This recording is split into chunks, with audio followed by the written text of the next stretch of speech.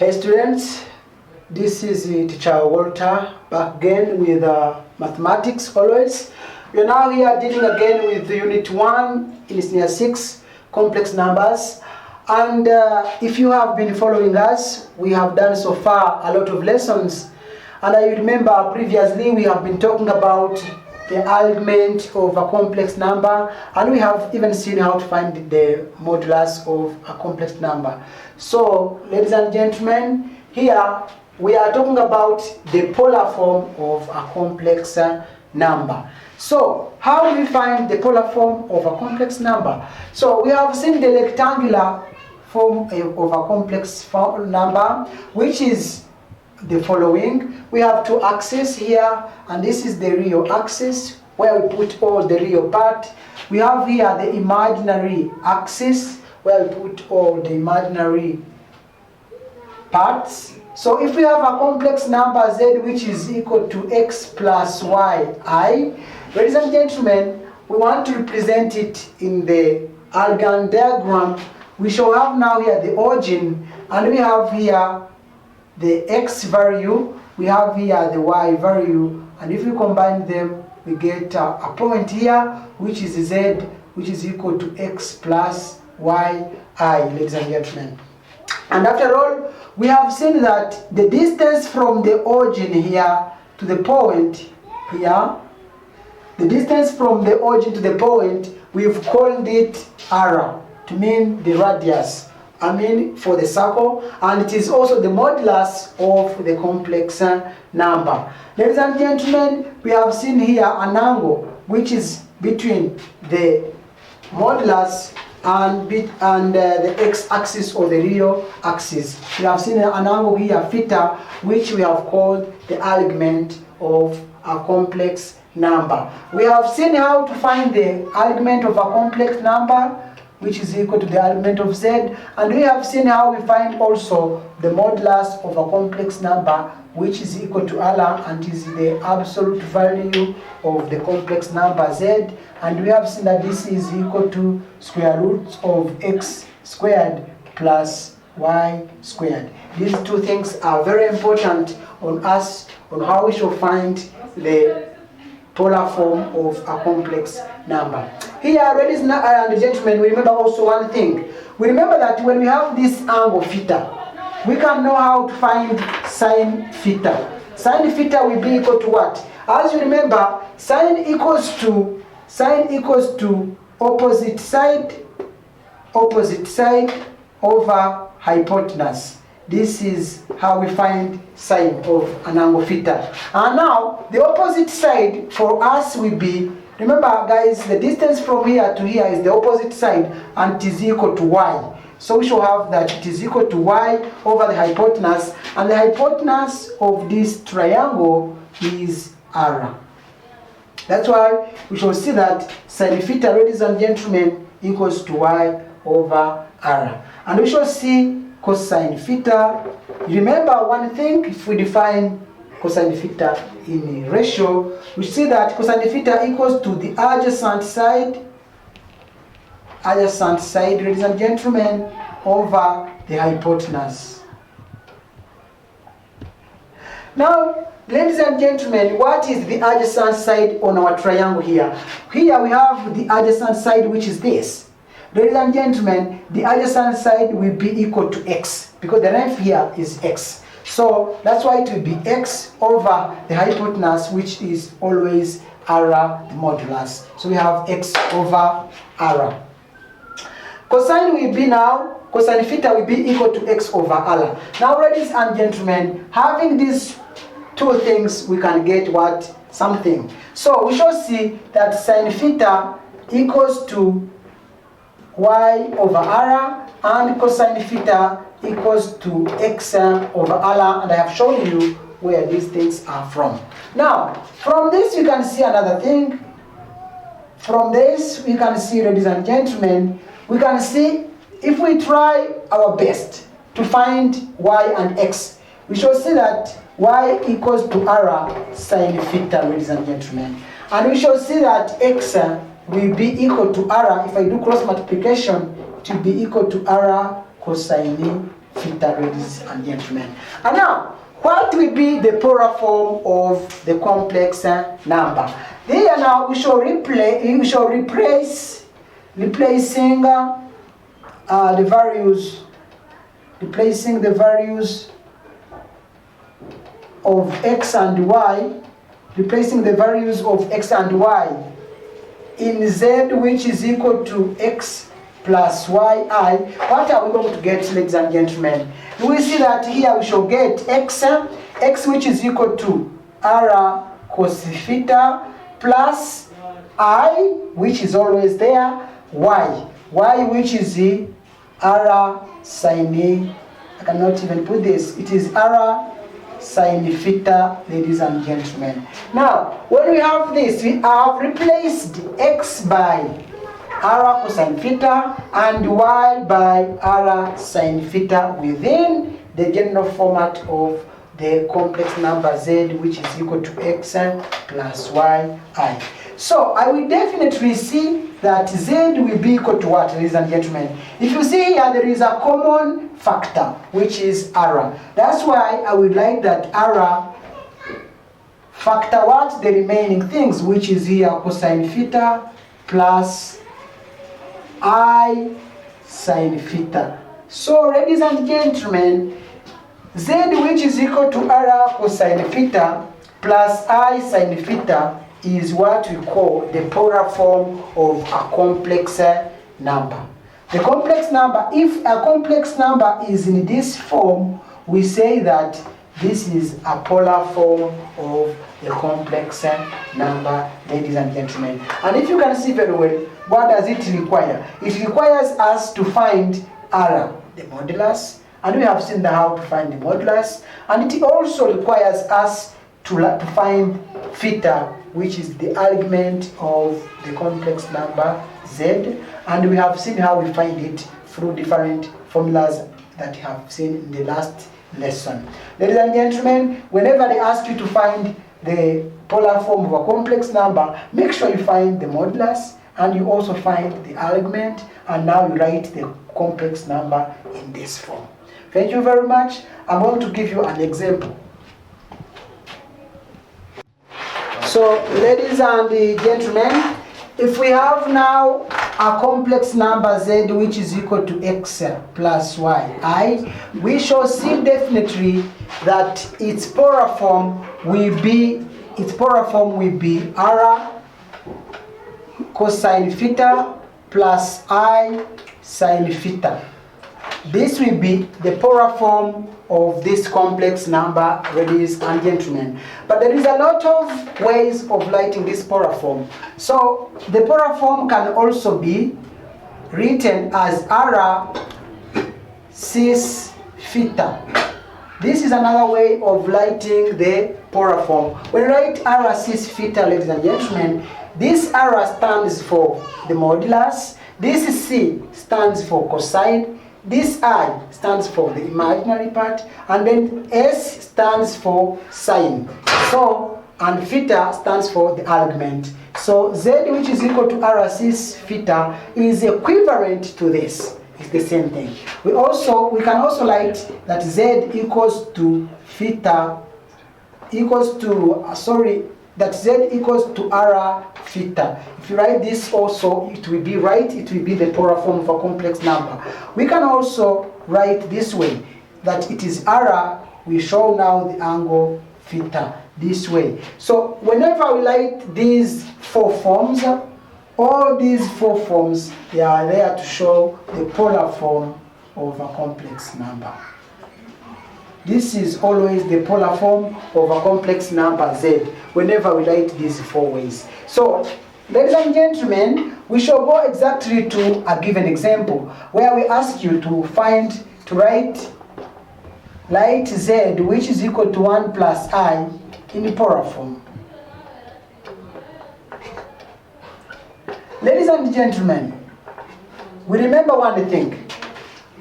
Z, which is equal to 1 plus I, it's called the Cartesian form of a complex number, and we have seen it, or the algebraic form. It is the algebraic form of a complex number, And then we have seen a second form which is called the polar form of a complex number. So now, how do we find now the polar form of a complex number? As I told you, we need two things. As you can see, we need the modulus and we need the argument. So let us find first of all the modulus of z.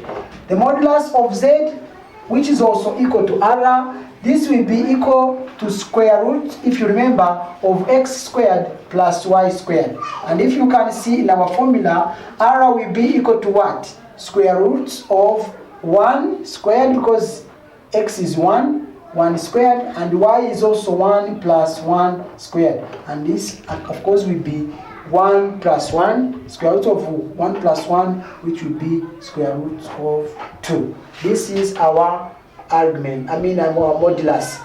Ladies and gentlemen, we have also to find the angle theta, which is the argument of z. How do we find it? The argument of z here, we must look at two things. The first thing is the value of x and the value of y. But here we have that the value of x is 1.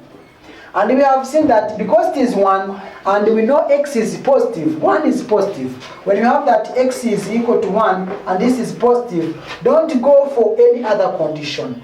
Don't go for any other condition. Immediately, theta or arc z will be equal to arc tan y over x. And this is the same as writing tan inverse of 1 over 1. And if you remember very well, we have done this so far, we shall see that theta will be equal to pi over 4, because this is the only angle that its tangent equals to 1. So, ladies and gentlemen, we found what? Theta. After finding theta, which is equal to pi over 4, we can immediately write the polar form of the complex number. So, the polar form of z, which is equal to 1 plus I, is given by what? Z, which is equal to r cos theta plus I sin theta. And this is giving us what, ladies and gentlemen? It's giving us z, which is equal to r.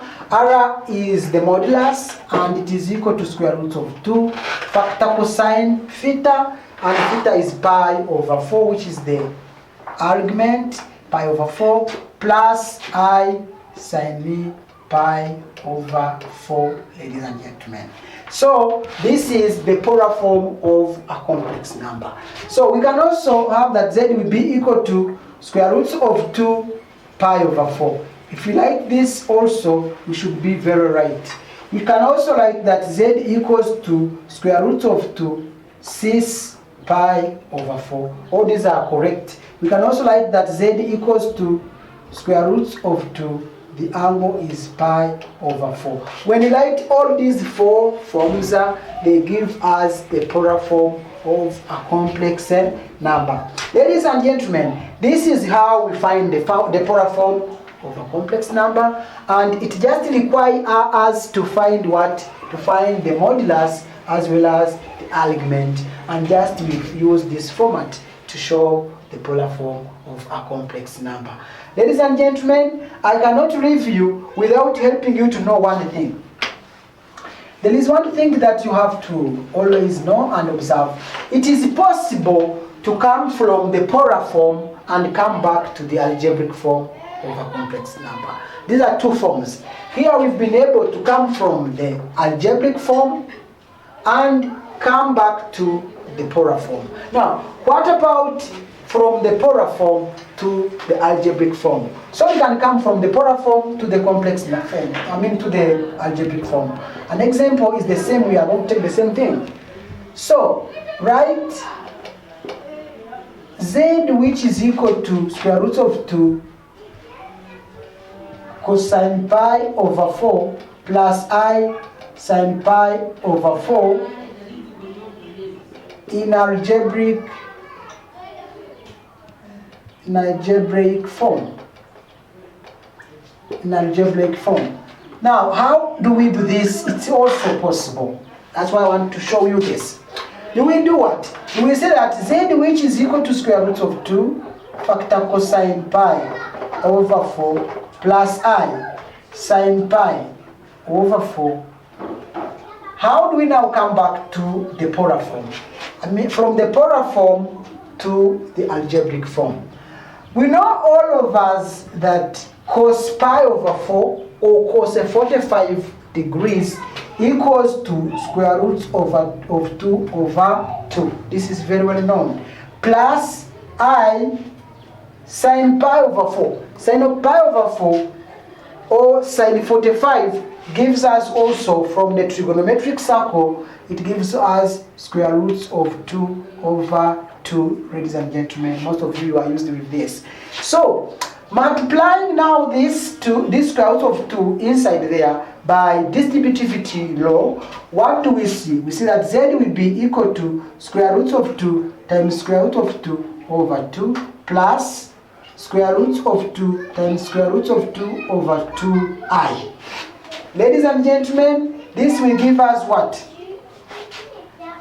This will give us z, which is equal to what, ladies and gentlemen? Square root of 2 times square root of 2 gives us 2. Over 2, it gives us 1. Plus square root of 2 times square root of 2, which is also 2. Divided by 2, we again get 1 times I, we get I. And ladies and gentlemen, you can see that we've been able to come back to the algebraic form, which was exactly here. By what? From the polar form, we can come back to the algebraic form. It is easy. As we can also come from the algebraic form to the polar form. Both these two things, you have to remember them, ladies and gentlemen. So, if you have understood very well our lesson, I'm going to leave you with a homework that you will do to see or to prove whether you have understood our lesson. But this was all about what we have to deal with today, where we have seen how to find the argument and the modulus of a complex number, which allows us to find the polar form of the complex number. And later on, I've taught you how we come from the polar form to the algebraic form of a complex number. The two forms can be just there, and you can go to one into another, you can come from another one to another in this way. So let us leave you with a homework. So dear students, after seeing how we find the polar form of a complex number using the modulus and the argument, I cannot leave you without giving you a small homework which will help you to know whether you are able to understand this or what you have learned that you have understood it. Ladies and gentlemen, I will ask you to express the following complex numbers in the polar form. And then I have the first one, which is z, which is equal to 1 minus I. Ladies and gentlemen, for this question, if you have a solution or an answer, which is z, which is equal to square roots of 2 cis negative pi over 4, you'll be very right, and you can congratulate yourself that you have done a great job. Ladies and gentlemen, for the second one, we have negative square roots of 2 plus I square roots of 2. If you have a solution, ladies and gentlemen, which is z, which is equal to 2 cis 3 pi over 4, we also have done it very well, ladies and gentlemen. So here we have a second example. It is to convert the following complex numbers in Cartesian form. And the first one we have here, ladies and gentlemen, it is cis negative pi over 3. And when we say cis negative pi over 3, it means there is 1. It is like the modulus is 1, ladies and gentlemen. And now if you find a solution which is z, which is equal to 1 over 2, then, ladies and gentlemen, minus I square roots of 3 over 2, you will be very right, and you can say just that you have done a great job. Now, if you go for the second one, ladies and gentlemen, we have 2 cis negative pi over 2. If you come up from this polar form and you reach to a solution, which is z, which is equal to negative 2I, ladies and gentlemen, you should have done a great job. So when you reach here, you can just mark yourself and see whether you have done very well. These are the solutions. Ladies and gentlemen, you can reach there and you get some complication. You can reach there and you don't understand very well. You will visit our website for more understanding, notes, evaluation, exercise, and deep of the things. You will go here, visit our website www.womenyi.net, and you will find everything there. You will upload and get everything. When you reach here now, you can also visit our YouTube channel, which is Ikaramu TV. And don't forget, ladies and gentlemen, to share as well as subscribe for you to get always the updates of our videos. Ladies and gentlemen, this was our lesson today, and I invite you for the next lesson where we shall be talking about the next things. And if you have not followed us again, remember to go and visit the website and the YouTube channel for you to get the previous videos. Thank you. It was Teacher Walter again. I invite you for the next lesson. Thank you very much. I love you.